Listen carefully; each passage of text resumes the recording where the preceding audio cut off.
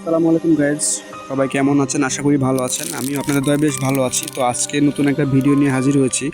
দেখুন একবার মেঘলা আকাশের সাথে দূর পাহাড় যে দেখা যাচ্ছে, দেখতে খুবই সুন্দর লাগছে। আর একটা বড় ইন্টারেস্টিং বিষয় হচ্ছে, একটা নিয়ে টপিকে আলোচনা করবো, সেটা হচ্ছে যারা আমরা প্রকৃত বাইক ড্রাইভার, তারা আসলে আমরা তো সচরাচর সব জায়গায় বাইক চালাতে পারি, কিন্তু পাহাড়ি রাস্তায় যারা বাইক চালাতে পারে তারাই আসলে প্রকৃত ড্রাইভার।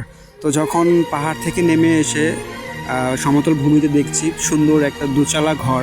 তো দোচালা ঘরে খুব বৃষ্টি হচ্ছে, তো পাহাড়িরা এখানেই আসলে বৃষ্টি হলে এখানেই তারা বসবাস করে।